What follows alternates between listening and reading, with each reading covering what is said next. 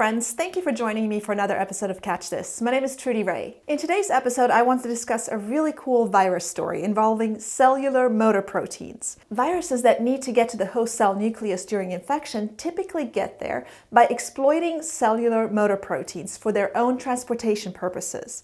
For example, herpesviruses use two cellular proteins called dynein and kinesin to shuttle their cargo to and from the nucleus. However, the exact mechanism by which these viruses engage the motor proteins was unclear until recently. In this video, I want to discuss a new paper that shows that herpesviruses literally steal a cellular motor protein from an epithelial cell, like a skin cell for example, and take it to a neuronal cell so they can use that motor protein to get to the nucleus so they can put their genome into the nucleus of that cell. Don't go away.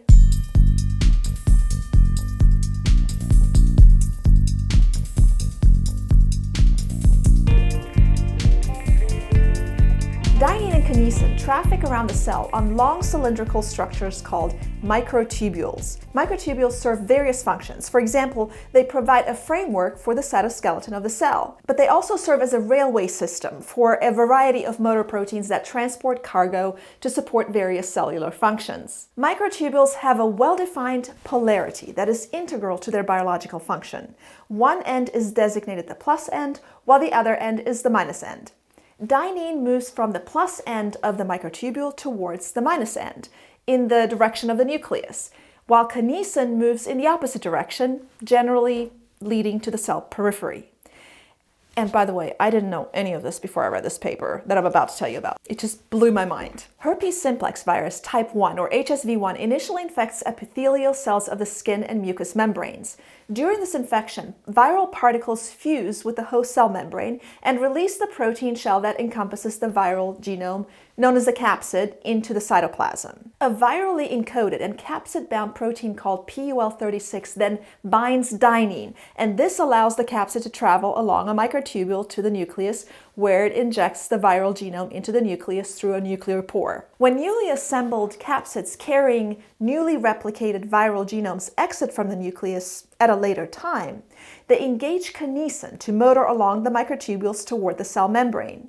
Newly formed virions emerging from the cell membrane then infect nearby sensory neurons, where they establish a lifelong persistent infection, also known as a latent infection. Studies have shown that deletion of the portion of PUL36 that tethers it to the viral capsid results in its ability to move along microtubules in both directions, and this suggests that in addition to binding dynein, PUL36 also binds kinesin. Additional studies exploring the kinetics of this presumed interaction between PUL36 and kinesin have shown that PUL36 does indeed bind kinesin, and it does so through a series of tryptophan aspartate motifs.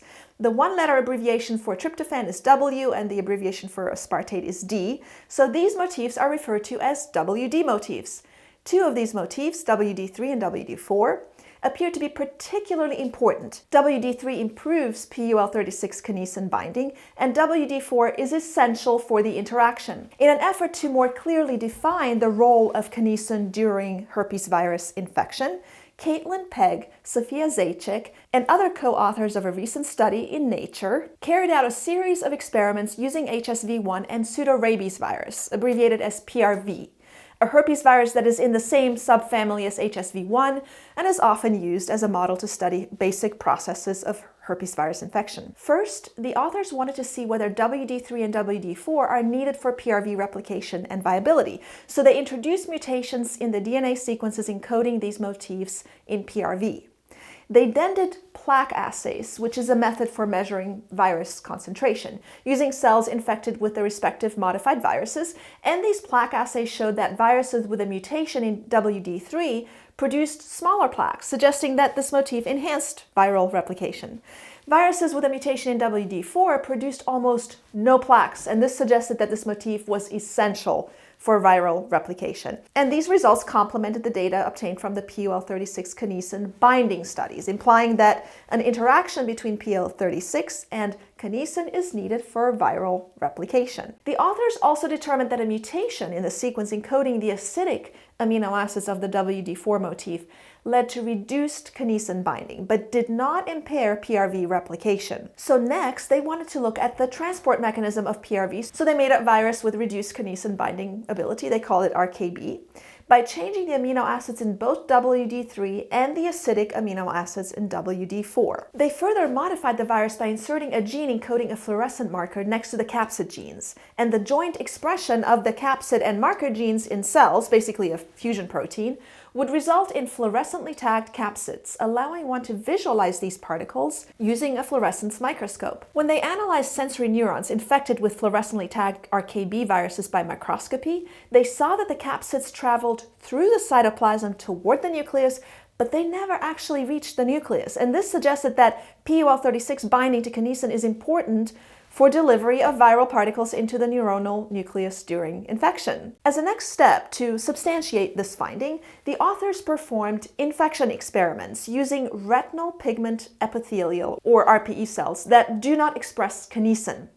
Infection of these cells with fluorescently tagged HSV1 viruses revealed that viral capsids only made it to the centrosome, an organelle involved in cell division that is somewhat removed from the nucleus. In contrast, infection of wild-type RP cells having functional kinesin resulted in trafficking of viral capsids right up to the nucleus. And this confirmed that kinesin is needed for transporting capsids from the centrosome to the nucleus. The authors then wanted to see what would happen when virions are produced in the absence of kinesin. So they infected kinesin-deficient RPE cells with either wild-type HSV1 or wild-type PRV. They then isolated the resulting viral particles and used those viruses to infect wild-type or kinesin-expressing RP cells.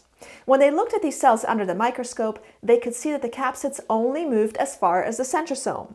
But centrosome to nucleus trafficking was impaired, an effect that was particularly pronounced when they repeated this experiment in wild-type sensory neurons. Now remember, neurons are the second place herpesviruses go to. First, they infect epithelial cells, replicate, make new viruses, and then those resulting viruses go to neuronal cells where they put their genome into the nucleus forever. And any reactivation of infection will then happen from those neuronal cells. The fact that the virus particles isolated from kinesin-deficient cells were unable to traffic to the nucleus in neuronal cells in spite of the fact that these cells produce kinesin suggests that viruses that do make it to the neuronal nucleus must typically carry kinesin when they enter these cells, presumably inside the virion. However, when they tried to find kinesin in the HSV1 virions originating from wild-type cells using anti-kinesin antibodies, they couldn't find any.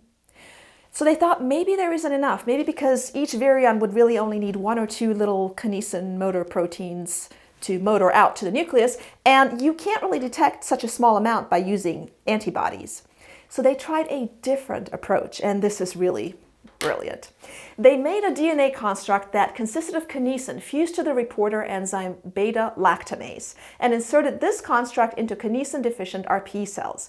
They then infected the cells with HSV1, extracted newly replicated virions from these cells, and mixed the virions with nitrocephin, a molecule that reacts with beta-lactamase to produce a color change that you can detect visually. A color change would mean that beta-lactamase was there, which would mean that kinesin was there as well.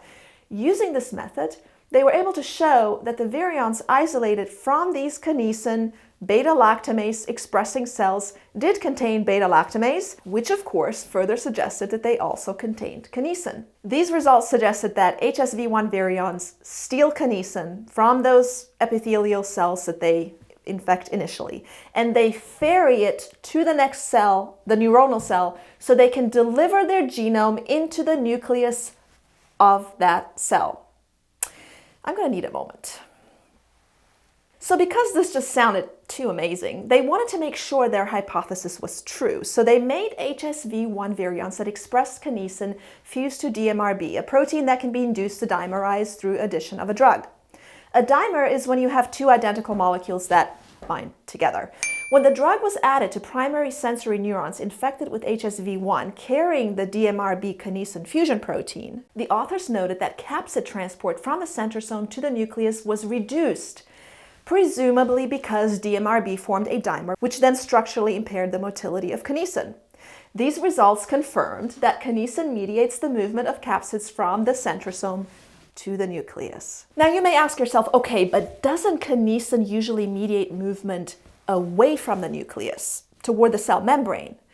Well, yes, but it also moves from the minus end of the microtubule toward the plus end. And guess what? The microtubules that radiate out from the centrosome toward the nucleus are oriented such that their minus end is anchored in the centrosome while the plus end is at the nucleus, which is consistent with the directional movement of kinesin.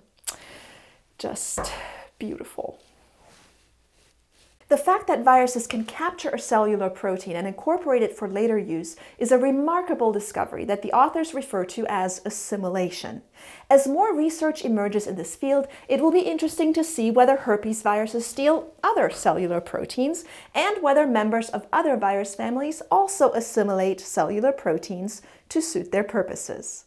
If you want to hear more about this paper, I suggest listening to TWIV episode 833. That's it for today. Please subscribe. Thanks again for listening. My name is Trudy Ray. I'll see you next time on Catch This.